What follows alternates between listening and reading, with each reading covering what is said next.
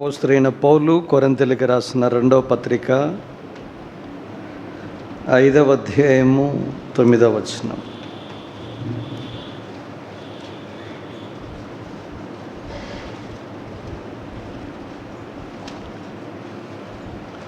అందరం కలిసి చదువుదామండి. కావున దేహమందున్నను దేహమును విడిచినను ఆయనకిష్టలమై ఉండవలనని మిగులు అపేక్షించుచున్నాము. ఆయనకిష్టలమై ఉండవలెను. ప్రభు సాయం కొరకు ప్రార్థనలో ప్రయత్నిద్దామండి.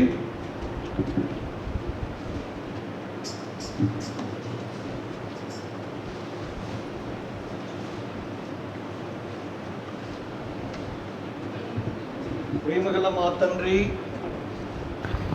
యేసుక్రీస్తు ప్రభువారి పరిశుద్ధ నామమున మీకు వందనాలు తెలియజేస్తూ ఉన్నాం. ఈ మొదటి దినము, మొదటి బైబిల్ పట్టణంలో మీరు చేసిన సహాయము, పరిచర్య కొరకు స్తోత్రాలు. ఈ రెండవ భాగంలో కూడా మాతో మీరు మాట్లాడము. మాకున్న అవసరతలు ఎన్నో, వ్యక్తిగత, కుటుంబ, సంఘ, మానసిక, శారీరక, ఆత్మీయ, ఆర్థిక, భవిష్యత్తు కొరకైన ఎన్నో అక్కర్లను నీవు మాత్రమే బాగుగా ఎరిగిన వాడుగా ఉన్నందుకై నీకు స్తోత్రములు చెల్లిస్తూ ఉన్నాం. దేవాన్ని మహిమేశ్వరం చొప్పున మా ప్రతి అవసరతను తీర్చినట్లు నీ సింహాసనపు తాకిడికి సమీపంగా నన్ను మమ్మలను మీరే ఆకర్షించుకొనుము. తద్వారా మా మధ్య మీరే అత్యున్నతముగా హెచ్చించబడాలని మేము కోరుకొనొచ్చు ఉన్నాం. తద్వారా మిమ్మల్ని నిదానించి చూచిన వారమై ప్రతి ఆశను తీర్చుకున్నట్లుగా మీరే కృపను పాలించండి. మమ్మల్ని మీలకే జ్ఞాపం చేసుకునండి. మమ్మల్ని నూతనమైన విధానంలో దర్శించమని మేము ప్రార్థన చేస్తూ ఉన్నాం. మీ దాసుని మరలా సెలవు చాటును మరుగుపరిచి ప్రభు నిత్య నిబంధన ప్రోక్షణ రక్తముతో కడిగి శుద్ధీకరించి తన నోటని మాటల నుంచి నూతన తైలాభిషేకము చేత అభిషేకించి నీ మహిమ కొరకు, నీ ప్రజల రక్షణ, క్షేమార్థము, నీ నామ ఘనత కొరకై మాత్రమే జ్ఞాపం చేసుకున్న వలనని ప్రార్థన చేస్తూ ఉన్నాం. కనిపించి కనబడిన అంధకార శక్తుల ప్రభావమును క్రీస్తు ప్రభు శక్తిగల నామమును బంధిస్తూ ప్రార్థన ఆలకించినందుకే స్తుతించి యేసుక్రీస్తు ప్రభు వారి అడిగి ఊహించిన దానికంటే అత్యధికంగా చేయ శక్తిగల అమూల్యమైన నామమున స్తుతించి ప్రార్థిస్తున్నాము తండ్రి. ఆమేన్.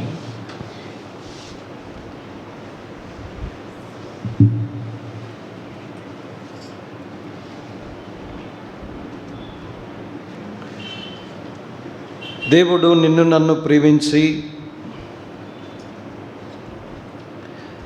ఒక దేహాన్ని అనుగ్రహించాడు. ఈ దేహాన్ని తానే ఆలయంగా చేసుకున్నట్లుగా కూడా 1 కొరింథీ 6:19 మనం చూడగలం. కనుక ఈ దేహము దేవుని ద్వారా అనుగ్రహించబడి మీలోనున్న పరిశుద్ధాత్మకు ఆలయమై ఉన్నదని మీరు ఎరుగరా అని ప్రశ్నించబడినట్లుగా మనం చూస్తాం. కనుక దేవుడు అనుగ్రహించిన ఈ దేహమందు మనము దేవునికి ఇష్టలుగా ఉండుట ఎట్లు అన్నది చాలా ప్రాముఖ్యం. ఒక దినం ఉంది ఈ దేహాన్ని విడిచిపెట్టి కూడా మనము ప్రభువును ఎదుర్కొని ఉన్నాం. అప్పుడు కూడా మనం ఇష్టలుగా ఉండాలన్నది దీని యొక్క వాక్యానుసారం. అపోస్తలుడైన పౌలుకున్న మిగులు అపేక్షలలో ఇదొక గొప్ప అపేక్షగా మనం చూస్తాం. ఆయనతో కూడా మనం కూడా కలిసిన వారమై, కలగలిపిన వారమై, మనం కూడా ప్రభువుకి ఇష్టలుగా బ్రతుకుట ఎట్లో నేర్చుకునవలసిన వారంగా ఉన్నాం. అది చాలా ప్రాముఖ్యం. అందుకే మీరు చూడండి, దేవునికి ఇష్టలుగా ఉండుట ఎట్లు అన్నదాన్ని మనము పరిశీలించాలి, పరిశోధించాలి, పరీక్షించాలి. అది వాక్యంలో పౌలే అద్భుతంగా ఎఫెసీ గ్రంథకర్త ఎఫెసీలకు రాస్తూ 5వ అధ్యాయంలో ఈ మాట రాశాడు. 10లో ఏమన్నాడు? ప్రభువునకు ప్రీతికరమైనదేదో దానిని పరీక్షించుచు వెలుగు సంబంధాల వలె నడుచుకునండి. ప్రీతికరము అన్న దగ్గర ప్లీజింగ్ అనే మాట ఉంటుంది. అంటే ప్రభుకి ఏది ఇష్టమో అన్నదాన్ని ఏం చేయాలి? మొదట ఎగ్జామిన్. పరీక్షించాలి. ఎక్కడ?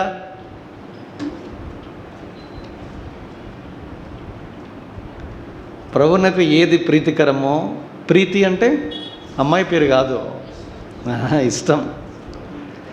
ప్రభువుకి ఏది ఇష్టమో, ఏది ప్రీతో, ఏది అంగీకారమో, ఏది ఆమోదయోగ్యమో, ఏది ఆనందమో, ఇవి పర్యాయపదాలు. తెలుగులో అన్ని పర్యాయపదాలు ఉన్నాయి.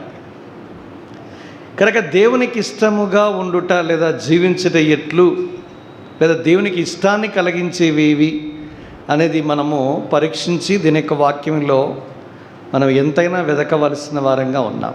ఈ మధ్యాహ్నము ఈ సెషన్లో ఒక్క తలంపును మీ దృష్టికి నేను తీసుకుని వచ్చే ప్రయత్నం చేస్తాను. ఎందుకంటే చెప్పాను కదా, పౌలు రాసిన 14 పత్రికల్లో అది ఐశ్వర్యవంతమైన పత్రికలు, ఇందులోనే ఎక్కువ ఉన్నాయి. కనుక అందులో నుంచి కొన్ని సంగతులు, ఒక్క తలంపు ఈ మధ్యాహ్నం, ఇప్పుడు 12:30 అయింది, ఒక 45 నిమిషాలు గట్టిగా అంటే తర్వాత 1:30 కల్లా డిస్పస్ అయ్యి భోజనానికి వెళ్ళచ్చు. కనుక సావధానంగా వినండి. మీకు మధ్యాహ్న కాలపు విందు కూడా ఏర్పాటు చేస్తారు కనుక ఇంటికి వెళ్ళి భోజనం చేసుకోవాలన్న చింత లేదు, విచారం అంతకన్నా లేదు.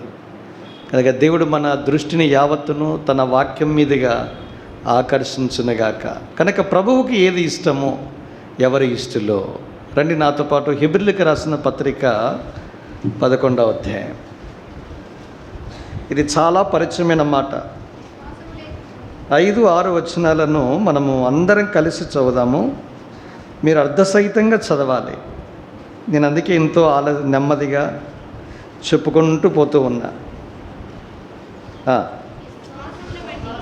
విశ్వాసమును బట్టి కొనిపోబడను. గమనించండి, అతడు కొనిపోబడక మునుపు దేవునికి ఇష్టుడై ఉండనని సాక్ష్యము పొందాను. కాగా దేవుడు అతన్ని కొనిపోయిన కనుక అతడు కనబడలేదు. విశ్వాసము లేకుండా దేవునికి ఇష్టుడై ఉండుట అసాధ్యము. దేవునికి యొద్దకు వచ్చువాడు ఆయన ఉన్నాడనియు, తన్ను వెదుకువారు ఫలము దయచేవాడనియు నమ్మవలెను కదా. గమనించండి, ఇక రాయబడిన మాట, మరణము చూడకుండానట్లు కొనిపోబడ్డాడు. కొనిపోబడక మునుపు దేవునికి ఇష్టుడై ఉండనని, అది చాలా ప్రాముఖ్యం. దేహమందున్నను దేహమును విడిచినను దేవునికి ఇష్టలమై ఉండవలనని మిగులు అపేక్షించుచున్నాము. దేవునికి ఇష్టడుగా ఉండుట ఎట్లు? మొదటి తలంపు చూస్తే హనోకు జీవితంలో ఆయనలో కనబడే ఒక మంచి సుగుణం ఏంటంటే విశ్వాసం. ఆ విశ్వాసమే అతడు దేవుని చేత కొనిపోవడానికి ఇష్టడుగా తీర్చిదిద్దినట్లుగా మనం చూస్తాం. అందుకే 6లో ఎక్స్ప్లెయిన్ చేస్తూ, విశ్వాసంలో it is impossible to please God without faith. విశ్వాసం లేకుండా దేవుని సంతోషపెట్టడం, ఇష్టడిగా ఉండడం అసాధ్యము అన్నాడు. కనుక దినాన దేవునికి ఇష్టలు ఎవరు? ప్రశ్న. జవాబేంటి? విశ్వాసము కలిగిన విశ్వాసులు. ఎందుకు ఈ మాట అన్నాను? నేతి బీరకాయలు నెయ్యి ఎట్లా లేదో విశ్వాసంలో విశ్వాసము ఉందా లేదా? మీరే ప్రశ్నించాలి. ప్రభు బల్ల దగ్గరకు వచ్చి మీరు పరీక్షించుకోవలసిన ఒకటేంటో తెలుసా అండి? ప్రతి మనుష్యుడు తన్ను తాను పరీక్షించుకొనవలను, అలాగూ చేసి ఆ రొట్టెను తిని ఆ పాత్రలోనిది త్రాగలను. బాగుంది. దేన్ని పరీక్షించుకోవాలి? ప్రతివాడు పరీక్షించుకోవాలి. మరి దేన్ని పరీక్షించుకోవాలి? ఈ ప్రశ్నకి జవాబు 2వ కొరింథీ పత్రిక 13వ అధ్యాయం 5లో చూస్తాము. ఏముంది అక్కడ? చదవండి, ఒకరు సాయం చేయండి. మీరు విశ్వాసము గలవారై ఉన్నారో లేదో మిమ్మును మీరే శోధించుకోండి, చూచుకొనండి, పరీక్షించుకొనండి.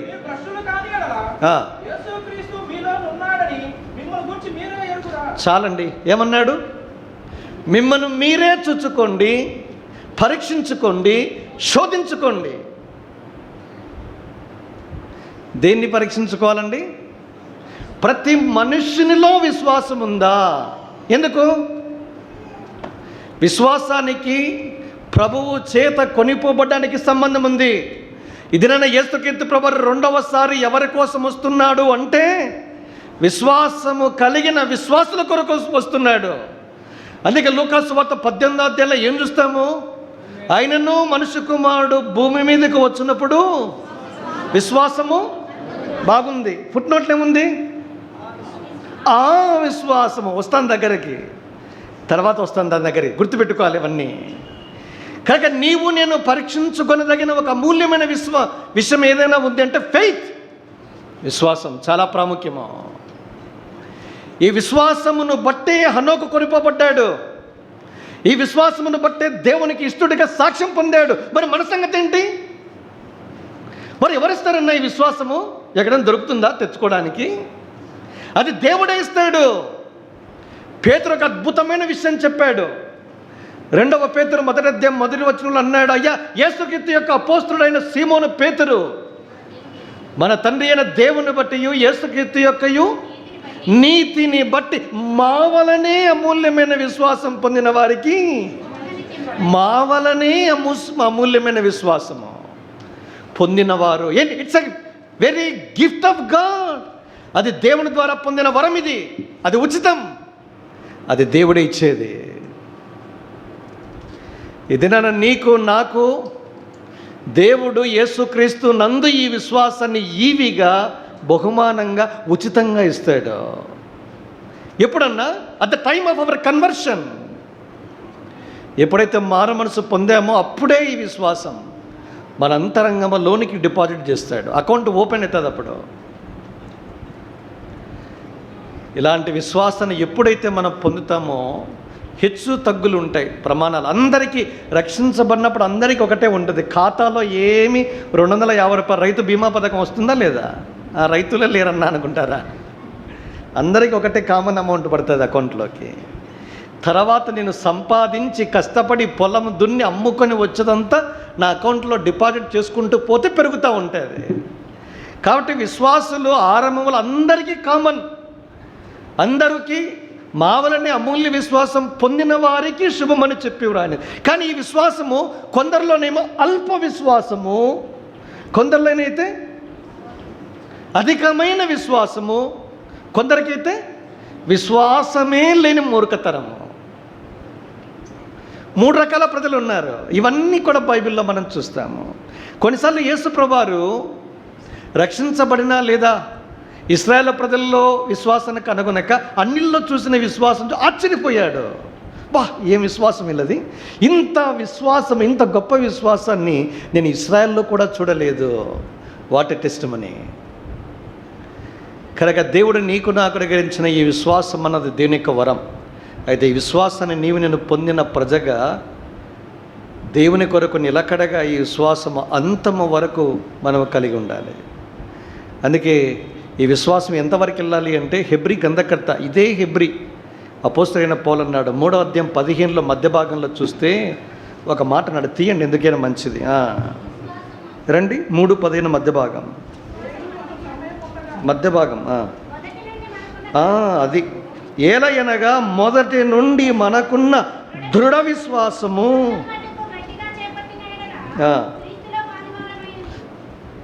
అంతేనా? మీరు చదివి కరెక్ట్గా చదివారా లేదా? మీరు కరెక్ట్గా చదివారా లేదా? మిగతా వాళ్ళందరూ గమనించినారా, విన్నారా? చేపట్టిన ఎడల అని చదివిన సోదరి. చేపట్టిన అంటే షరతులు వర్తిస్తాయి. చేపట్టకపోతే క్రీస్తులో పాలువారం కాదు. అందరూ విశ్వాసులు అన్నా నేను కూడా పోతానన్నా ఎక్కడికన్నా అనుకుంటున్నాం అంతే. దేవుని పారామీటర్స్ చాలా వేరుగా ఉంటాయి, నేను కూడా చెప్పలేము. ఆత్మ నిశ్చయత అన్నది అంతం వరకు ఉన్నప్పుడే ఉంటుంది. మీరు చూడండి, నాకు భలే ఆశ్చర్యం అని, మొదటి నుండి మనకున్న దృఢ విశ్వాసము అంతము మట్టుకు గట్టిగా చేపట్టాలి అంటే జారిపోతుంది. అది అర్థం. విశ్వాసానికి కలిగే 5 ప్రమాదాలు ఉన్నాయి, చూద్దాం తర్వాత సమయ హద్దుబాటును బట్టి. ఇప్పుడు విశ్వాసాన్ని వృద్ధి పొందించుకునే విషయాల గురించి ఆలోచించాలి. పాజిటివ్ సెన్స్లో పోతున్నాను ఇప్పుడు. గట్టిగా అంతం వరకు చేపట్టిన ఎడలనే క్రీస్తులో పాలువారం అవుతాం. హెబ్రీ పత్రిక 13వ అధ్యాయంలో ఒక విశ్వాసి 6 పాలువాడవుతాడు. మచ్చుకందులో 2 విషయాలు ఏంటంటే, ఈ 3వ అధ్యాయం కదా, మొదటి వచనంలో ఒక మాట ఉంది, పరిశుద్ధమైన పరలోక సంబంధమైన పిలుపులో పాలివారు. ఆ మాట గమనించండి. ఎందులో పాలివారు? పరిశుద్ధమైన పరలోక సంబంధమైన పిలుపులో పాలివారు. 3:15లో క్రీస్తులో పాలివారు. అంతవరకు ఆగుదాం, వద్దు ఎక్కువ. ఇలాంటి 6 విషయాలు అద్భుతంగా హెబ్రీ గ్రంథకర్త మనకు రాశాడు. అంటే నా మాట అంశం ఏంటంటే, దేవునికి ఇష్టలుగా చేసేది ఏంటి? విశ్వాసం. అలాంటి విశ్వాసాన్ని ఈ దేహములో ఉన్నంత వరకు మనం కాపాడుకుంటే, గట్టిగా చేపడితే, అప్పుడు దేవునికి ఇష్టలుగా ఉంటాం. అప్పుడు దేవునికి ఇష్టలుగా ఉన్నప్పుడు దేవుని చేత కొనిపోబడతాము. అన్నా ఇన్ని చెప్పారు కదా, మరి విశ్వాసంలో నిలకడగా లేదా విశ్వాసంలో వృద్ధి పొందడానికి లేదా అభివృద్ధి చెందడానికి ఏం చేయాలి? ఒక 5 విషయాలు అద్భుతంగా కొత్త నిబంధన మనకు పరిచయం చేస్తుంది. నేను ఒక్కొక్కటి, ఎందుకంటే హెబ్రీ గ్రంథకర్త నుంచి మొదలు పెడతాను. 12వ అధ్యాయం మొదటి 2 వచనాలు తెలుగు ఉన్నాయి, అందరం కలిసి చదువుదాం. ఒక 5 విషయాలు మనము ధ్యానిస్తాం. మొదటిది ఏంటి? రండి, హెబ్రీ 12. నేనే చదువుతాను. ఇంత గొప్ప సాక్షి సమూహము మేఘము వలె మనలను ఆవరించి ఉన్నందున మనము కూడా ప్రతి భారమును సులువుగా చిక్కులబెట్టు పాపమును విడిచిపెట్టి విశ్వాసమునకు కర్తయు దానిని కొనసాగించువాడు నైన యేసు వైపు చూచుచు మన ఎదుట ఉంచబడిన పందెములో ఓపికతో పరుగుతుదాం. ఆయన తన ఎదుట ఉంచబడిన ఆనందము కొరకై అవమానము నిర్లక్ష్యపెట్టి శిలువను సహించి దేవుని సింహాసనము యొక్క కుడిపార్శ్వమున, మధ్య భాగం గమనించండి, విశ్వాసమునకు కర్త. చూడకుండా ఫుట్నోట్ చెప్పాలి, చూడకుండా ఫుట్నోట్ చెప్పాలి. చూసి చెప్పినారు కదా, సేవకులు అన్న వాళ్ళు చెప్తారులేండి.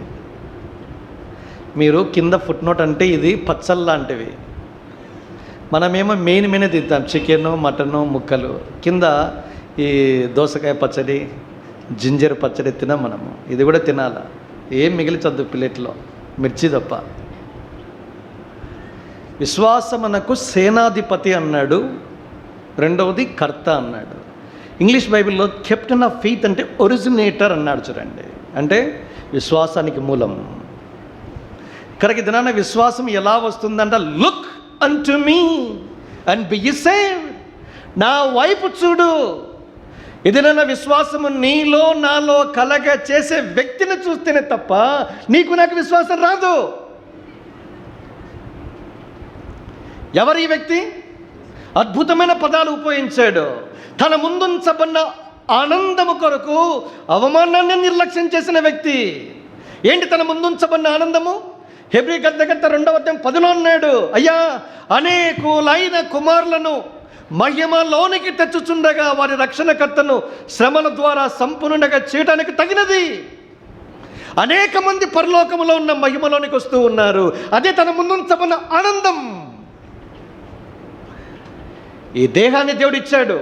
హెబ్రీ 10వ అధ్యాయం 5లో చూస్తాం, దేవా నీవు నాకు ఒక శరీరమును అమర్చావు, బాడీ. గ్రంథపు చుట్టలో నీవు నన్ను గూర్చి ఏదైతే రాశావో, ఇదిగో నీ చిత్తము నెరవేర్చదు నేను వచ్చి ఉన్నానంటిని. 7వ వచనంలో ఈ మాట చూస్తాం. ఈ దేహాన్ని ఏం చేస్తున్నాడు? తన ముందుంచబడిన అవమానము ఆనందము కొరకు, నీ కొరకు నా కొరకు అనేకులైన మనము రక్షణలోనికి రావడానికి సిలువనే సహించాడు. అవమానాన్ని నిర్లక్ష్యం చేశాడు. That's cross, the cross of Christ, క్రీస్తు సిలువ. అలాంటి విశ్వాసమునకు కర్తైన యేసు ప్రభు వైపు చూస్తే నీకు నాకు విశ్వాసం కలుగుతుంది. కనుక మన అంతరంగ జీవితంలో దేవుడు చేసిన గొప్ప కార్యము, చేనైన కార్యము. ఇక్కడ కూర్చున్న వల్ల ఇంకా ఇలాంటి అనుభవంలో నువ్వు లేకపోతే నీ కొరకే, నీ ఆనందము కొరకు, నీవు రక్షణలోనికి రాగలిగి ఆ మహామహిమలోనికి తీసుకురావటానికి, పరలోకపు వైభవాన్ని, పరలోకపు వారసునిగా నిన్ను నన్ను చేయడానికి, నిత్య జీవాన్ని స్వతంత్రించుకోవటానికి, నీ పేరును జీవగంధమని తన గ్రంథములో తానే స్వయంగా రాయటానికి నీకోసం నా కోసం సిలువకెళ్ళాడు. అవమానాన్నంతటినీ కూడా నిర్లక్ష్యం చేశారు. ఏంటి అవమానము? రే వీడు ఇతరులు రక్షించారా? తనకు తాను వాడు వీడంటే ఊరుకుంటారండి మీరు? 120/80 ఉండాలి బీపీ. 280/140 అవుతుంది మీకు. ఏమంటే వాడు వీడు అది ఇది అనండి, మీరు లాగి లెంపక కొడతారు. లెంపక కాదు, చెంపదెబ్బలు పడతాయి. అట్లే చేసింది కొన్నిసార్లు మంచి పని చేస్తేనే మనం పడం, ఇంకా చెడ్డ పని చేస్తే. యేసుప్రభువు వారు చేసిందల్లా మంచే, కానీ ఏమన్నారు? స్వకీల దగ్గరకు వచ్చారు, కానీ స్వకీలు నిరాకరించారు. రే వీడు బయల్జెబూలు వల్ల దయ్యాలు వెలగొడుతున్నారా, వీడు వీడు తిండిపోతూ తాగుపోతూ, వాడు వీడు పదాలు బాగా చదవాలి. క్రమంగా నెమ్మదిగా చదువుకుంటూ వెళ్తే సువార్తల్లో ఈ పదాలు కనిపిస్తాయి. ఇంకొక మాట, ఇంత మాట ఏంటంటే, మేము వ్యభిచార కారణం వల్ల పుట్టిన వారం కాదు. అంటే మీ అమ్మ నిన్ను ఎలా కనిందంటే పెళ్ళికి ముందే కనింది. ఇంత లావు మాటలు పడతా ఉంటే ఆ కళ్ళు మూసుకుని ఒకసారి ఊహించినప్పుడు తన ముందుంచబడిన ఆనందం, నీవు నేను రక్షణలోకి వస్తున్నామన్న దానికి ఇవన్నీ కూడా ఆయన నిర్లక్ష్యం చేశాడు. సిలువను సహించాడు. ఎండ్యూ ద క్రాస్. ఎంతగా సిలువను సహించాడు? సిలువ మరణము పొందునంతగా విధేయత, అది సహనం. అంతేకాదు, కింద అన్నాడు, దీని కింద ఏమన్నాడు? పాపాత్ములు తనకు వ్యతిరేకంగా చేసిన తిరస్కారం అంతటిని. ఏ మనిషి అండి, మనకు ఓర్పు లేదు, సహనము లేదు, తిరస్కరించే స్వభావం అంతకన్నా లేవు. మళ్ళీ అన్నీ కావాలి మనకు. ఒక మాట అంటేనే మీరు పడరే, ఎట్లా వస్తుంది మీకు విశ్వాసము? ఏమైనా న్యాయం ఉందా అండి? మంచి జరుగుతుంది, అదే నా ఆనందం అన్నా అనుకొని మీ జీవితాల్లోకి వచ్చే అవమానాన్ని మీరు నిర్లక్ష్యం చేస్తే మీరు దైవ స్వభావములో విశ్వాసంలో మీరు అంతకంతకు ఎదుగుతున్నారని లెక్క. లేకపోతే భ్రష్టులు. మీరు భ్రష్టుల్లో కాని ఎడల యేసుక్రీస్తు మీలో ఉన్నాడని మీరు భ్రష్టులు. అంటే తెలుగు రాదు చూడండి, మనకి తెలుగు రాష్ట్రాలే పేరుకు భ్రష్టులు అంటే చెప్పండి అమ్మా. తెలుగు మీడియం ఎవరున్నారన్నా? జగన్ ఇంగ్లీష్ మీడియం అన్నా అన్నారా? అంతా భ్రష్టులు అంటే ఏంటి? యూజ్లెస్ ఫెలోస్ అని అర్థము, నిష్ప్రయోజకులు అని అర్థము. ఏ మంచి పనికి ప్రయోజనకులు కాదు వాళ్ళు, పనికి మాలిన వాళ్ళు, పనికి మాలిన వారు, అంటే పనికే రారు వాళ్ళు. యేసుప్రభువు వారు ఆపోజిట్. సిరవరికి పైకి వెళితే కింద నుంచి ఎగతాళి. ఆయన మీద వస్త్రపు ఊదారంగు వస్త్రం వేసి పిడిగుద్దులు గుద్ది బట్ట తీసి, యేసు నిన్ను కొట్టిన వారి ప్రవచించయ్యా, నువ్వు చెప్తావు కదా చూడకుండా. ఇదంతా అవమానం అండి. చూడు, అందుకంటే విశ్వాసమునకు కర్తయు దానిని కొనసాగించు వాడునైన యేసు వైపు చూచుచు, అంటే ప్రజెంట్ కంటిన్యూస్ టెన్స్. యెషయా 45:22 ఏముంది? భూ దిగంతముల నివాసులారా నా వైపు చూచి, ఇక్కడ చూచుచు. ఎంతవరకు? మన ముందుంచబడిన పందెములో ఓపికతో పరిగెత్తి ముగించేంత వరకు నువ్వు చూడవలసిన వ్యక్తి ఒకటే. మనం ఎవరిని చూస్తామో? జనాలను, మనుషులను, నాయకులను, సేవకులను, ఇంకా ప్రధానులను, ప్రసంగికులను, మాలాంటి వాళ్ళను చూస్తూ మీరు వెళ్తా ఉన్నారు. మీరు ఏదో ఒక రోజు బోల్తా కొడతారు. ఎవరినిరా చూడాలి అంటే అన్నీ పోయినాయి మన దగ్గర. నీకు విశ్వాసాన్ని ఎవరు తెచ్చారో ఆయన్నే చూడు. విశ్వాసాన్ని కర్త, సేనాధిపతి ఆయనే మూలం. అంతేకాదు నీ విశ్వాసాన్ని, నా విశ్వాసాన్ని కూడా కొనసాగించేవాడు కూడా ఆయనే. ఇంగ్లీష్లో వేరే పదం ఉపయోగించాడు, చూడకుండా చెప్పండి ఎవరైనా. కొనసాగించేవాడన్న మాట దగ్గర ఇంగ్లీష్లో ఏం రాసిన తెలుసా అండి? The author and finisher of our faith. Author అంటే మూలము, ఫినిషర్ అంటే ముగించేవాడు. మన విశ్వాసాన్ని కొనసాగించి ముగించేవాడు ఆయనే. విశ్వాసానికి మూలము, విశ్వాసాన్ని కొనసాగించేవాడు, విశ్వాసాన్ని ముగించేవాడు ఎవరంట? యేసు. లుకింగ్ అంటు జీసస్. యేసు వైపు చూచుచూ ముందుకెళ్ళు, అప్పుడు విశ్వాసంలో వృద్ధి చెందుతావు. ఏది కదలుతుందో? ఎందుకంటే నీ గురి, గమ్యము, దశ, దిశ సమస్తము యేసు వైపే నీ దృష్టి కనుక ఏవి నిన్ను కదల్చనియ్యవు. అద్భుతమైన క్రైస్తవ జీవితం ఉంటుంది, ఆనందంగా ఉంటుంది. అది నీ నా జీవితంలో విశ్వాసము అలాగే ముందుకు కొనసాగించి ముగించున్నట్లుగా సాయం చేస్తుంది. కనుక విశ్వాసంలో నిలకడగా ఉండడానికి, వృద్ధి చెందడానికి, విశ్వాసమును బట్టి దేవునికి ఇష్టడుగా ఉండటానికి మొట్టమొదటి లుకింగ్ అంటు హిమ్, ఆయన్ని చూస్తూ ముందుకు సాగాలి. దావీదు ఒక అద్భుతమైన మాట, అనుభవాన్ని రాశాడు. 16 కీర్తన 8లో అన్నాడు, ఎల్లప్పుడూ ఆయనను నా ఎదుటనే నేను ఉంచుకొని ఉన్నాను, ఆయన నా కుడి పార్శ్వమందు ఉన్నాడు గనక నేను సదాకాలము యెహోవా యందే నిలుపుచున్నాను. Present continuous tense. సదాకాలం గురి నిలపవలసిన ఏకైక వ్యక్తి ఆయనేనండి. మనుషులు పరిస్థితులు మారుతాయి, మీరు ఎప్పుడు మర్చిపోద్దండి. అవి మారినవాడు ఎవరో చెప్తా ఉంటారు, యేసు మారడు నేను మారను. మారనంటే మారుమనసు పొందాడు, ఇట్లే బతుకు వెళ్ళకపోతూ ఉంటాం. మారాలా? యేసు మారడు, మనం కూడా మారను అంటే ఆత్మీయంగా, శారీరకంగా మారద్దండి, ఆత్మీయంగా మారండి. మార్పు చెందని యేసుక్రీస్తు ప్రభువారు మనలో తన క్రియను కొనసాగించి ముగించినట్లు విశ్వాసములో వృద్ధి చెందడానికి ఒకే ఒక మొదటి ఏదైనా ఉంది అంటే ఆయననే చూస్తూ ఉండడం. అది చాలా ప్రాముఖ్యం. ఇది ఒక మోషేకు ఉంది. నాకు భలే ఆశ్చర్యం అనిపిస్తుంది. మీరు చూడండి, ఫరో కుమార్తె యొక్క కుమారుని అనిపించుకొనుటకు ఒప్పుకొనక దేవుని ప్రజలతో శ్రమ అనుభవించటం మేలని యోచించుకొని అల్పకాలము పాపభోగం శ్రమ మేలని ఎందుకు? ఏలయనగా ప్రతిఫలముగా కలగబోవు బహుమానమందు ఎందుకు? కింద ఉంది ఆ మాట, విశ్వాసమును బట్టి.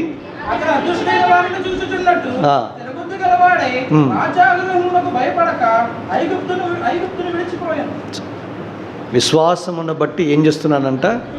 అదృశ్యుడైన వాణిని చూచుచున్నట్లు. Present continuous tense. ఆయన మీద దృష్టి నిలిపాడు. భూలోకంలో ఉన్న ఐశ్వర్యము, పదవి, పేరు, ప్రఖ్యాతి, ప్లెజర్, సుఖము అన్నిటి కూడా త్యజించాడు. ఫరో కుమార్తె యొక్క కుమారుడు అంటే మామూలు విషయమా అండి? ప్రపంచ దేశాలను ఏలుబడే రాజ్యం అది ఐగుప్తు అప్పటికి.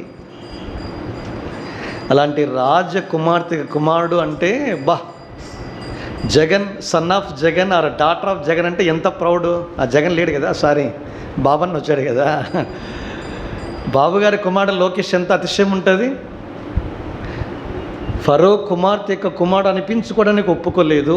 తర్వాత అల్పకాల పాప భోగము వద్దన్నాడు. దేవుని ప్రజలతో శ్రమ మేలు. ఎందుకు ఇదంతా? ప్రతిఫలంగా కలగవో బహుమానం ఉంది.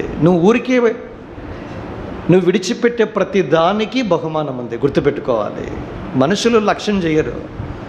ఇంత త్యాగం చేసావన్నా ఏం గుర్తించరు మనుషులు అసలుకి. ఇంత క్రైమ్ చెల్లించాడు, ఇంత కష్టపడ్డాడు, ఇంత ప్రయాసపడ్డాడు, ఇంతగా ఎవడైనా లక్ష్య పెట్టాడు. అసలు ఒక్క మాట మాట్లాడితే ఒట్టు రాలిపోతాయి ముత్యాలు అన్నట్లు. ప్రశంస అనేది మన నోటిని రాదండి, అది మన దౌర్భాగ్యం. రెండవది, దేవుని ప్రజలతో ఒక చాలు, అదే శ్రమ. ఎందుకంటే ప్రతిఫలంగా ఒక బహుమానం ఉంది. ఎందుకంటే అదృశ్యుడైన వాడిని ఆయన చూచుచున్నట్లు స్థిరమైన బుద్ధి కలిగిన వాడు. అందుకే గొప్ప బహుమానాన్ని సంపాదించుకున్నాడు. అందుకే మీరు చూడండి, మోషే దైవజనుడు, ఆయన చేసిన పని పరిచర్య ఎంతో గొప్పది. అందుకే పండిట్ జవహర్లాల్ నెహ్రూ ఒక అద్భుతమైన స్టేట్మెంట్ మోషే గారి గురించి చెప్పాడు. ప్రపంచ చరిత్రలో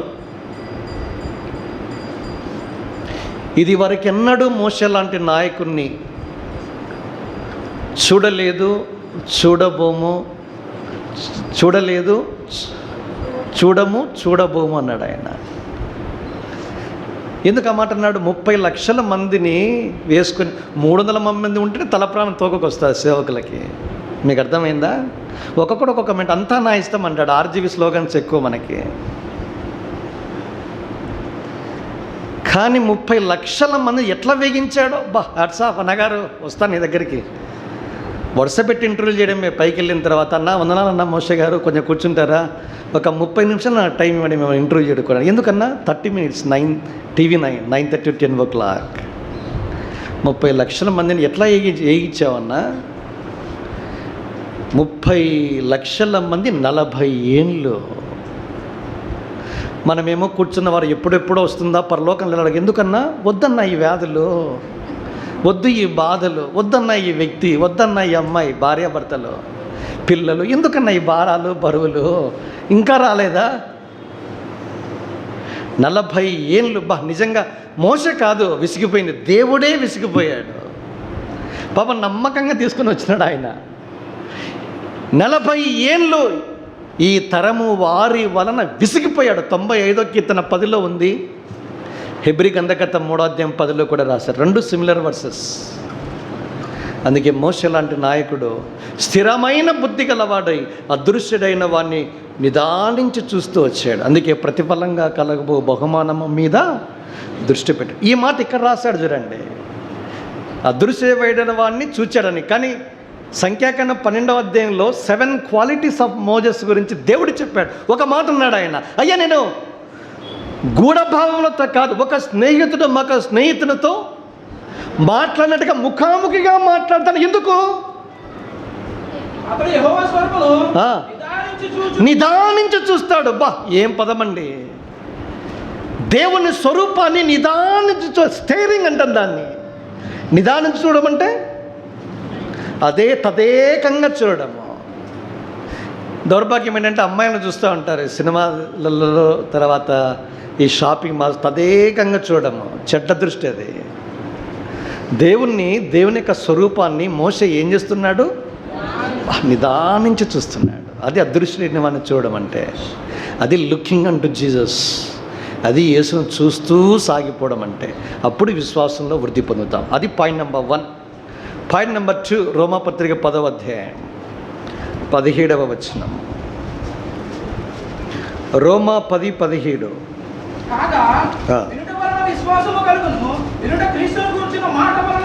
కనుక వినుట వలన విశ్వాసం. ఎలా కలుగుతుంది విశ్వాసము? సోర్స్ ఏదైనా ఉందా? ఒకటి లార్డ్ జీసస్ క్రైస్ట్, యేసుక్రీస్తు ప్రభువారే.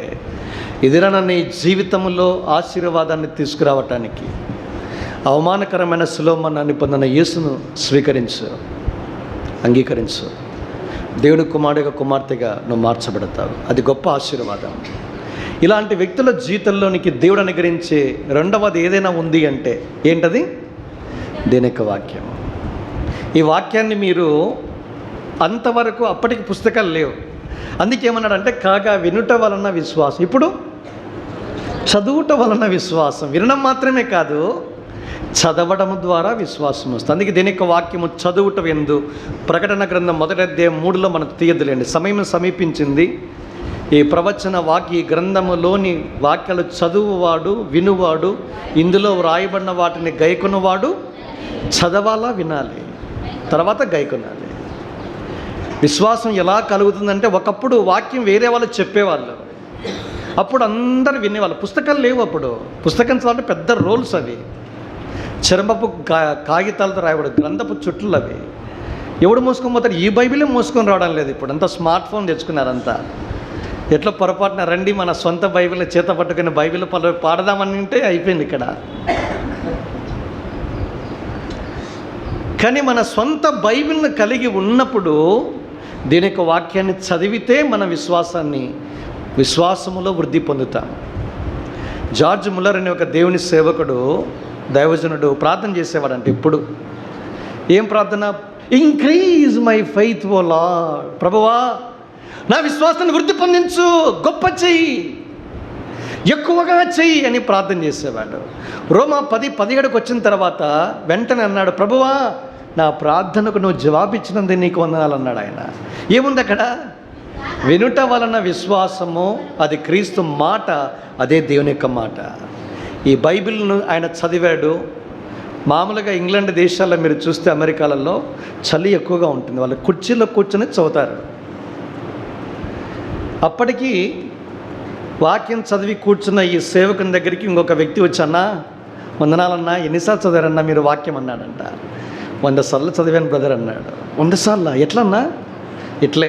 అప్పుడన్నా కాదన్నా ఇట్లా మోకాల మీద చదవాలని చెప్పారన్నా అంటే మళ్ళీ 100 సార్లు చదివాడంట ఆయన. మీరు భక్సింగ్ గారి యొక్క దైవ మర్మాలు చదివే అలవాటు ఉంటే ఎంతమందికి ఉంది? చేతులు ఎత్తండి. బైబిలే చదవడం లేదన్నా మళ్ళీ ఈ మళ్ళీ ఏం చదువుతామన్నా అంటారా? మంచి అలవాటు చేసుకోవాలి మీరు దైవ మర్మాలు, అలిసిన వాణిని ఊరడించు జ్ఞానం అన్నది సంవత్సరానికి సరిపడా అనుదిన ధ్యాన మాలికలవి. ఉదయము సాయంత్రం చదువుకోవచ్చు మీరు. నేను ఒక మాట చెప్తాను, హెబ్రోను వాళ్ళు చాలా లైట్గా తీసుకుంటారు, వేరే వాళ్ళు అమూల్యమైనవిగా తీసుకుంటారు. మీకు అందరికీ రేడియో జోషి అన్న గారి గురించి మీకు అందరికీ పరిచయం. రేడియో జోషి అన్న తెలుసు కదా, యేసు అనుచరులు. తన సొంత కుమారుల ఇద్దరిలో ఒకరికి బక్సింగ్ గారి పేరు పెట్టాడు, ఒకరికి స్పర్జన్ గారి పేరు పెట్టాడు, ఇంకొకరికి బక్సింగ్ గారి పేరు పెట్టాడు. బక్సింగ్ అని ఈ యవనస్తుడు అంటే పెద్ద వయసు ఉంటుంది దగ్గరగా. ఆయన దేహాన్ని చర్చిలో పెట్టి సాక్ష్యం చెప్తున్నాడు. మా నాన్నగారు బైబిల్ తర్వాత ఎక్కడ హాస్పిటల్లో తన చివరి గడియలు బైబిల్ చదివిన తర్వాత తాను చదివే రెండు పుస్తకాలు, మొదటిది దైవ మర్మాలు, 2 అలసిన వారిని ఊరడించు జ్ఞానం. ఏమి చదవడంట ఆయన.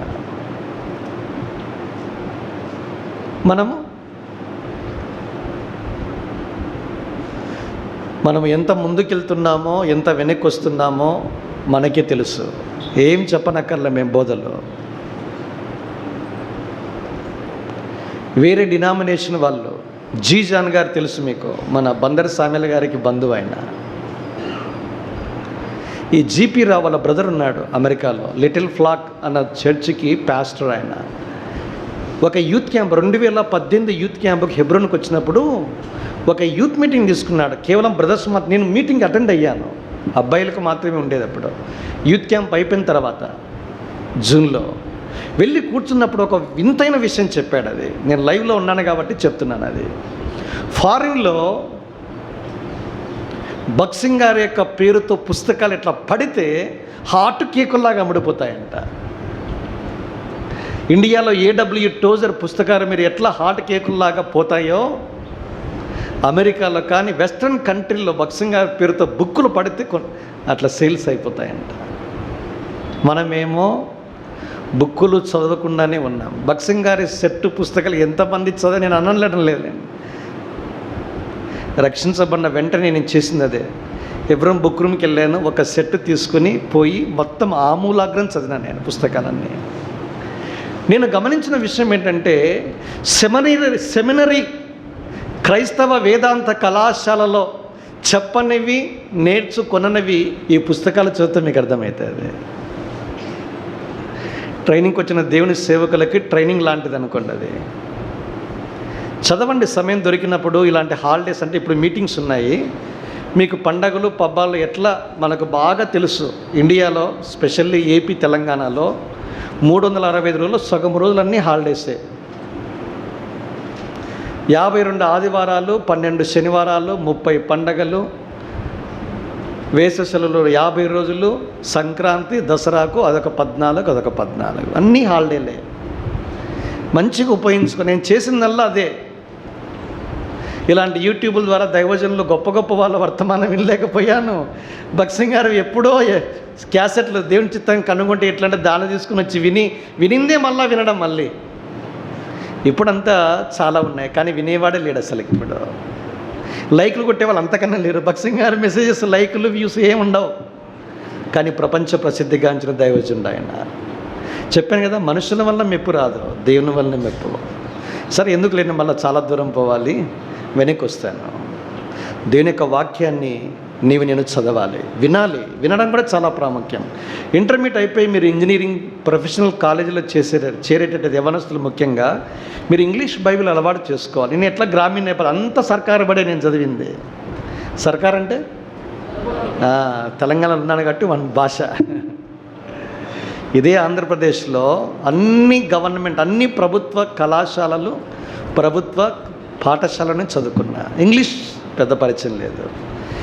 తర్వాత ఇంగ్లీష్ ప్రావీణ్యం కాదు, పరిచయం మొదట ఆరంభమైంది. ఎప్పుడైతే మనము దీని యొక్క వాక్యాన్ని ఇప్పుడు యూట్యూబ్ మీరు వెళ్ళి ఏ పుస్తకమైనా మీరు వినొచ్చు. వింటే ఏ పదం ఎలా ఉచ్చరించాలో మీకు సహాయపడుతుంది. ముఖ్యంగా యవనస్తులు. తిరుపతిలో ఒక యవనస్తుల కూడిక జరుగుతుంది. మధ్యాహ్నము భోజనం తర్వాత బైబిల్ క్విజ్ సెషన్ ఉన్నప్పుడు చెప్పాడు, యవనుడు దేని చేత తమ నడతను శుద్ధిపరచుకుంది నీ వాక్యమును. ఈ వాక్యం ఎక్కడుంది అంటే వెంటనే లేచి నాతో పాటు నా జస్ట్ సీనియర్ ఆయన సెకండ్ ఇయర్, నేను ఫస్ట్ ఇయర్ డిగ్రీ.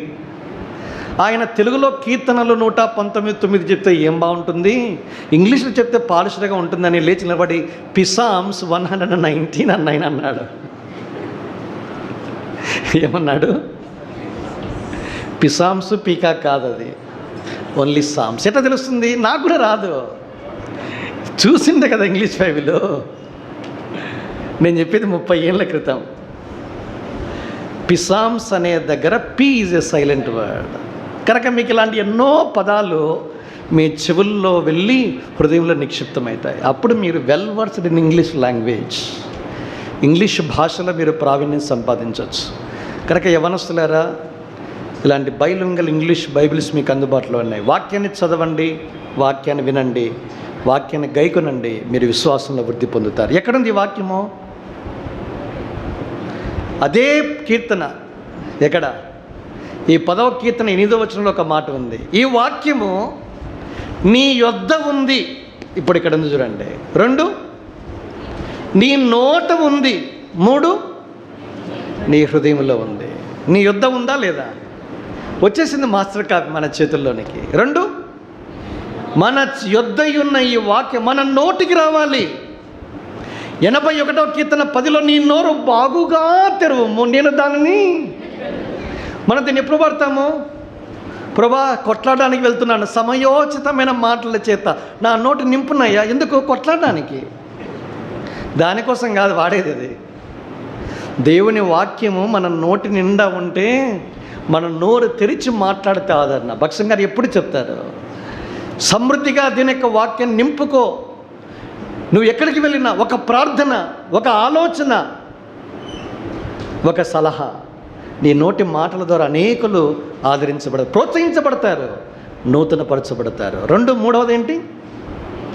నీ హృదయములో let the word of Christ dwell in you richly in all wisdom. కొలస్సీ పత్రిక 3వ అధ్యాయం 16లో ఒక మాట ఉంటుంది, సమస్త విధములైన జ్ఞానముతో క్రీస్తు వాక్యము మీలో సమృద్ధిగా నివసింపని. మీలో అంటే మళ్ళీ ఎక్కడన్నా 3:15కి వెళ్ళాలి. అక్కడ రాబడింది, క్రీస్తు అనుగ్రహించు సమాధానమే మీ హృదయములలో ఏలుచుందని. మీలో అంటే బీరువాలో ఉంటుంది. బీరువాలో మళ్ళీ ఎక్కడ పెడతాను? నగ చిన్న బీరువా అందు చూసావా, అది హృదయం అంటే. అందుకే ఒక దైవజనుడు ఏమన్నాడంటే, హిందీ భాష, హైదరాబాద్ కదా, వాక్యము దిల్లులో ఉండాలి, దిమాకులో కూడా ఉండాలి అన్నాడు ఆయన. ఏమంటా?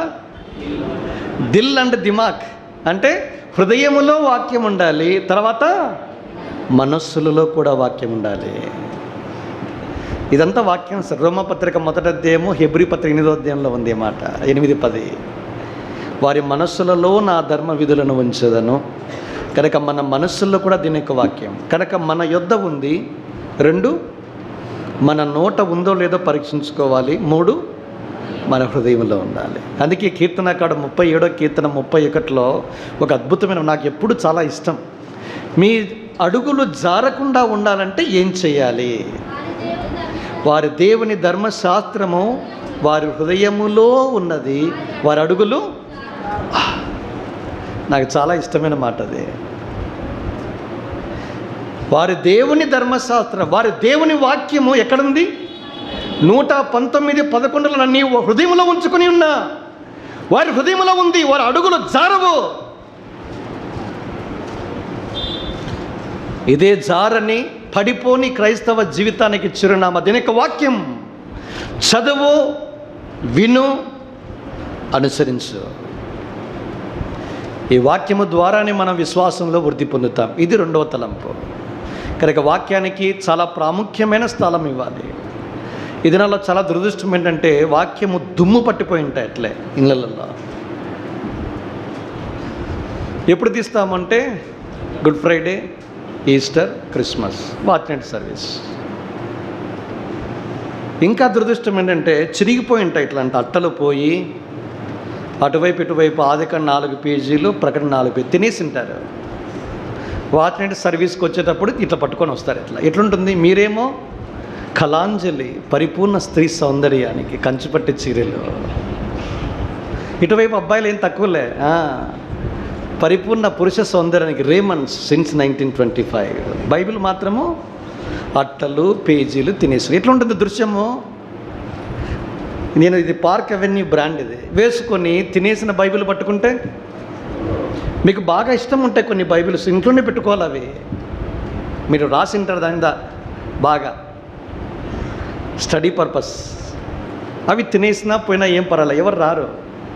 కానీ బయట ప్రపంచం వచ్చినప్పుడు మాత్రం కొత్తదిగా ఉండాలి. మరి భగత్ సింగ్ గారి దగ్గర ఎంతో తరబేతి చేసిన జిమ్మెన్న చెప్తాడు, ఎంతో దైవజనుడు ప్రతి సంవత్సరం నిజంగా ఆయన ఎగ్జిబిషన్ పెట్టినప్పుడు కొన్ని బైబిల్స్ మాయమయ్యాయి. నేను వెళ్ళినప్పుడు ఆయన వాడిన విధానాన్ని చూసి ఆశ్చర్యపోయాను. కనుక ఈ దైవజనుడు వాక్యాన్ని ప్రేమించాడు, ఈ వాక్యాన్ని ఘనపరిచాడు. అందుకే దేవుని చేత ఘనపరచబడి దేవుని చేత కొనిపోబడడానికి ఇష్టడై ఉండి వెళ్ళిపోయాడు. అందుకే ఈ దినాల్లో నీవు నేను ఇదే ప్రామాణికం, ఇది తప్ప వేరే శరణం లేదు. కనుక విశ్వాసంలో వృద్ధి చెందాలి అంటే యేసు వైపు చూస్తూనే సాగాలి. మొదటిది. 2 దేని యొక్క వాక్యం. 3 లూకాసు వార్త 17:5. నేను కొంచెం వేగంగా వెళ్తాను, రండి. లూకాసు వార్త 17వ అధ్యాయము 5వ వచనం.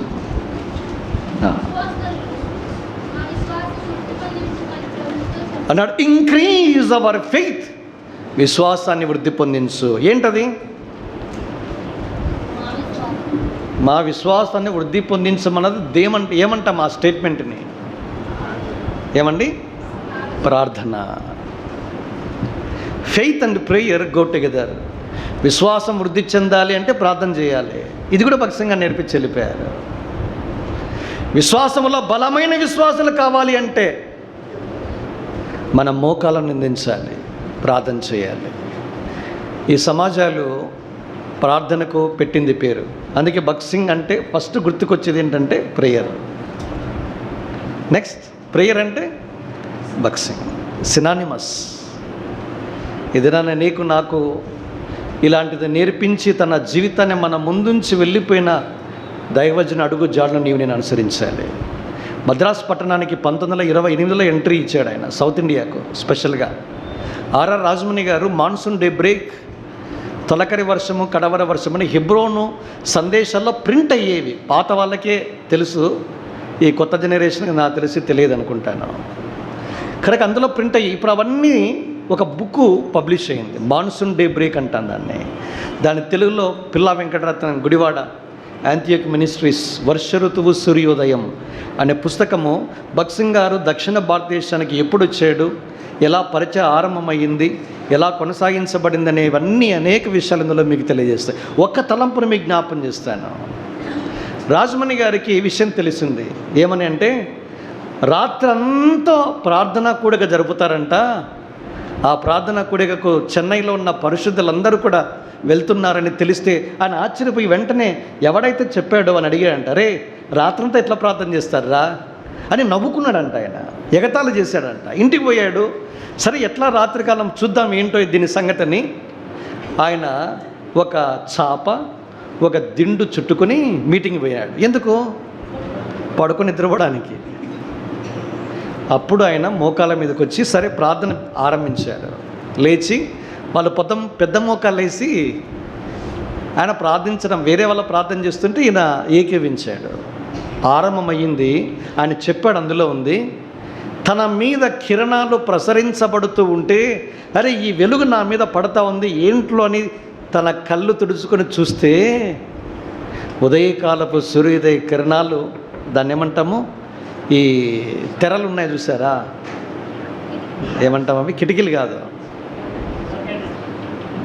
సరిగ్గా ఆ తెరలో నుంచి ఏమవుతున్నాయి అల్లింటాం. తెలుగు చూడు మర్చిపోతున్నాం పదాలు. సర్లేండి, ఒక తెర చాపలు అనుకుందాం. ఆ తెరల్లో నుంచి ఏమొస్తుంది, సూర్యోదయ కిరణాలు పడుతూ ఉంటే ఆశ్చర్యపోయాడు. అరే ఎగతాళి చేశాను, నేను కూడా ప్రార్థనలో ఉన్నానా. What a testimony. కనుక విశ్వాసము వృద్ధి చెందాలి అంటే ప్రార్థన చాలా ప్రాముఖ్యం. అలాంటి వారే దేవునికి ఇష్టలు, అలాంటి వారే దేవుని చేత కొనుక్కోబడతారు. అది మూడవ తలంపు. 4వది ఏంటి? నేను కొంచెం వేగంగా వెళ్తున్నాను, రండి నాతో పాటు. తిమోతికి రాసిన మొదటి పత్రిక 3వ అధ్యాయం 9వ వచనం. మొదటి తిమోతి 3:9. విశ్వాస మర్మము పవిత్రమైన మనస్సాక్షితి. Clean conscience or pure conscience and the mystery of faith. Simplify చేయాలంటే విశ్వాసము పవిత్రత రెండు కలిసి వెళ్తాయి. ఒక విశ్వాసము తొనకకుండా విశ్వాసంలో వృద్ధి చెందాలి అంటే అతను పరిశుద్ధతలో కొనసాగాలి. అది చాలా ప్రాముఖ్యము. ఒక దైవజనుడు ఏమన్నాడు అంటే, చాలా సింప్లిఫై, మీకు బాగా అర్థమవుతుంది. పరిశుద్ధత అనే నేల మీద విశ్వాసం అనే మొలక పెరిగి చెట్టు అవుతుంది అన్నాడు ఆయన. ఏమన్నాడు? పరిశుద్ధత అనే నేల మీద విశ్వాసం అనే మొలక ఏమవుతుందంట? పెరిగి వృక్షం అవుతుంది, చెట్టు అవుతుంది అన్నాడు ఆయన. విశ్వాసంలో వృద్ధి చెందాలి అంటే పరిశుద్ధత చాలా ప్రాముఖ్యం. అందుకే తిమోతిని ఉద్దేశించి కీప్ దై సెల్ఫ్ ప్యూర్. ఓ తిమోతి, నీ మట్టుకు నీవు పవిత్రంగా ఉండునట్లుగా కాపాడుకో. ఈ చివరి దినాల్లో ఎవరైతే పవిత్రంగా ఉంటారో వాళ్ళలో విశ్వాసము కొట్టొచ్చినట్టుగా కనిపిస్తుంది. చాలా నిండుగా ఉంటారు వాళ్ళు. ఏం మాట్లాడినా బ్యాలెన్స్డ్గా పవర్ఫుల్గా ఉంటారు. నేను ఒకవేళ అపవిత్రమైన జీవితాన్ని జీవిస్తూ ఉంటే నాలో కాన్ఫిడెన్స్ ఉండదు, తగ్గిపోతుంది. అందుకే ఒక మాట అన్నాడు, మన హృదయము మన మీద దోషారోపణ చేయని ఎడల దేవుని ఎదుట ధైర్యము గలవారమై ఉందము అన్నాడు. చూడండి, ఎందుకు? ఆయనకి ఇష్టమైనది మనము చేయుచున్నాము కనుక. ఈ పదాలన్నీ మొదటి యోహాను పత్రిక 3వ అధ్యాయం 21, 22, 23 వచనాల్లో మనం చూస్తాం. ఆ భాగాల తర్వాత వస్తాం. కనుక దేవుడు మన జీవితాలు అనుగ్రహించిన ఈ విశ్వాసం వృద్ధి చెందడానికి పరిశుద్ధమైన జీవితం చాలా ప్రాముఖ్యం. అపవిత్రత మన చుట్టూ ఉంది, వద్దనుకున్న అపవిత్రత ఉంది. టీవీలు ఇలా బంద్ చేసాం. టీవీలు ఇప్పుడు ఎక్కడికి వచ్చింది? Cell phone. పాపము చూడడానికి వినడానికి ఒక్క అడుగు మాత్రమే దూరం అండి. సినిమా థియేటర్కి వెళ్ళనక్కర్లేదు ఇప్పుడు. సినిమాలు చూడాలంటే, సీరియల్ చూడాలంటే యూట్యూబ్ అక్కర్లేదు. స్మార్ట్ ఫోన్ ఉంటే చాలు, నిరంతర ధారావాహిక అంతే. వేటి ద్వారా అపవిత్రపరచబడతామో వాటి నుంచి తొలగించుకోవాలి. అప్పుడు మనం విశ్వాసంలో వృద్ధి చెందుతాం. లేకపోతే విశ్వాసం కూడా మలినమవుతుంది, అపవిత్రపరచబడుతుంది. అందుకే పరిశుద్ధత కలిగిన ప్రజలే విశ్వాసంలో బలమైన విశ్వాసులు. 5వది చివరిది. రండి, పేతురు రాసిన మొదటి పత్రిక 7వ వచనం అందరం కలిసి చదవదాం. మొదటి పేతురు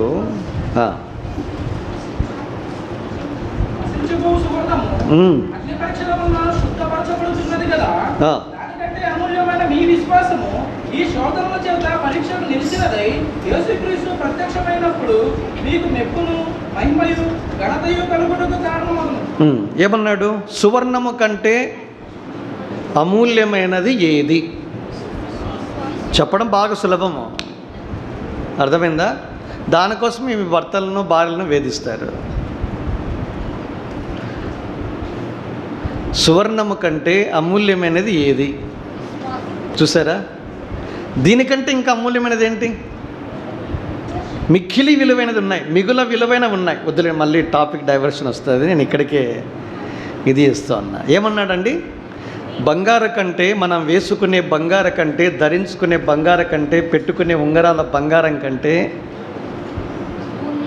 అమూల్యమైనది ఏదైనా ఉంది భూమి మీద అంటే విశ్వాసం. మనకేమైపోయిందంటే కళ్ళు పోయినాయి, మనకి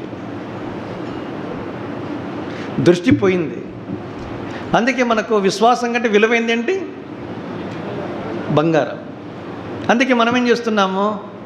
వెంపర్లాడుతున్నాము.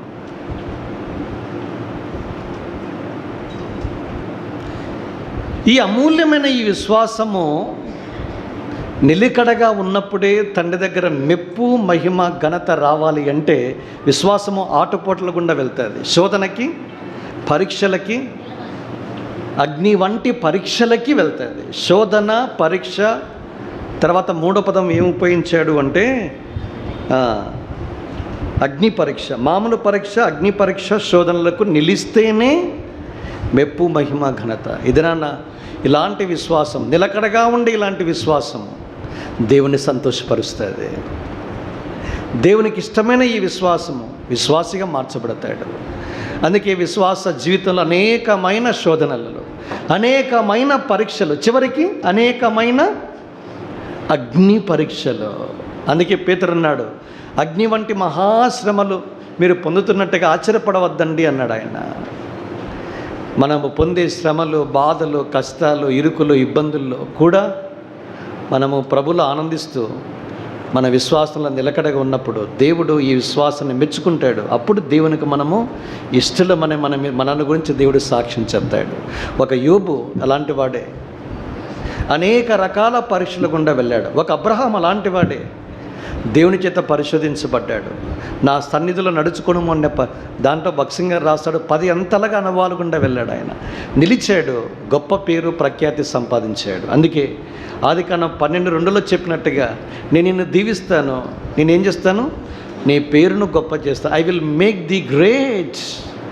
అందుకే ఊరికే గొప్పవాళ్ళు కారు, శ్రమలు, బాధలు, కష్టాలు, వేదనలు, అవమానము, తృణీకారము ఇలాంటి అనుభవాలు గుండా వెళ్ళిన తర్వాతనే గొప్పవారవుతారు. భక్సింగ్ గారు 1928లో ప్రభుని అంగీకరించాడు. 1935 వరకు నానా విధములైన బాధల గుండా వెళ్ళాడు, శ్రమల గుండా వెళ్ళాడు. ఒక పుస్తకం నేను చదివినప్పుడు రాశాడు, వాళ్ళ ఇంటికి పిలిచారు కరాచీకి, పాకిస్తాన్లో భూభాగం అది. ఉదయం నుంచి రాత్రి వరకు బిగిన తిట్లంట. ఏం చేశాడు, దినమెల్లా నేను కన్నీళ్ళు కార్చుచూ ఉంటేనే. చదివారా లేదా? చదివినారండి? ఊరికి గొప్పవారు కాదు. మనం ఏంటంటే ఈ పరిచయం చూసి అని ఇప్పుడు అనుకుంటాము.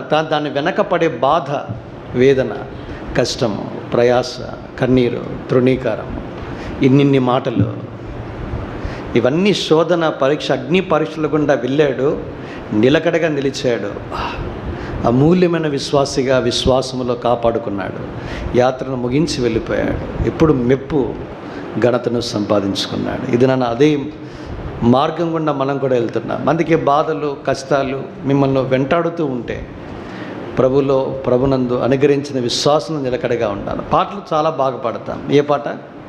కొన్నిసార్లు ఇలాంటి పాటలు వస్తే నేను పాడను. నేను ఏ పాటలో, కష్టములన్నింటినీ ప్రియముగా భరింతును, ఆ కష్టములన్నింటినీ ప్రియముగా భరింతును, నీ కొరకే జీవింతును, నా జీవంపు దాతవు నీవే. చాలు. ఏమన్నాడు? కష్టంలన్నిటినీ ప్రేమగా భరిస్తావా? కానీ పాటలు మాత్రం పాడతాము. నేను ఆ పాట చరణమే పాడను నేను. ఎందుకు? ఎక్కడ ప్రియమో? కొన్ని పదాలు లైన్లు వస్తూ ఉంటాయి. ఉదాహరణకి ఏంటి, దాని ఏంటి, ఏం పట్టది, సాతాను పాట ఉంది కదా, లోకము శరీరము లాగినను లోబడుతూ నేను వెళ్ళేదను. అట్లా పాడతాను నేను. పాడితే అట్లా పాడతాను, లేకుంటే పాడను. వాస్తవానికి లోబడక వెళ్ళేదను చరణం అది. కానీ నేనేం పడతాను, ఎప్పుడు లోబడేదే శరీరం కదా, లేకుండా నోరు మూసుకొని ఇట్లా ఉంటాను. మళ్ళీ ఇంకోటి, I surrender all, no turning back. పాడను నేను అసలుకి. ఎప్పుడు టర్నింగ్ బ్యాక్, తీసుకునేది టర్నింగ్లో మనం ఎక్కువ. నిలకడగా, నిఖార్సుగా క్రైస్తవ జీవితం కొనసాగించి విశ్వాసంలో నిలకడగా ఉంటివి. అప్పుడు దేవుడు అన్నాడు, హనోకు కొనిపోబడక మునుపు దేవునికి ఇష్టడు, విశ్వాసం లేకుండా దేవునికి ఇష్టడైనట సరే. ఎవరు దేవునికి ఇష్టలో? దేహమందున్నను దేహమును విడిచినను దేవునికి ఇష్టలమై ఉండవలనని మిగులు అపేక్షించుచున్నాము. దేవునికి ఇష్టలు విశ్వాసులు. ఏ విశ్వాసులు? విశ్వాసము కలిగిన విశ్వాసులు ఉందా? రండి ప్రార్థన చేసుకుంటాం. మోకాళ్ళ మీదకి వస్తాం. వాక్య వెలుగులో ఇంకా యేసుక్రీస్తు ప్రభువారిని చూడక, విశ్వాసాన్నే పొందక జీవితాన్ని అలాగే వెలిపించుకుంటూ ఉంటే, నీ విశ్వాసానికి ఆథర్, మూలం, కర్త, సేనాధిపతి, కొనసాగించేవాడు, ముగించేవాడు, చివరికి నీకు బహుమానము, మహిమను, నిత్య జీవాన్ని, పరలోక రాజ్యాన్ని అనుగ్రహించే యేసు ప్రభువారు నీ నా స్థానములో శిలువ మీదకి వెళ్ళి మన పాప ప్రాయశ్చిత్తం కొరకు తన అవమానకరమైన శిలువ మరణాన్ని నీ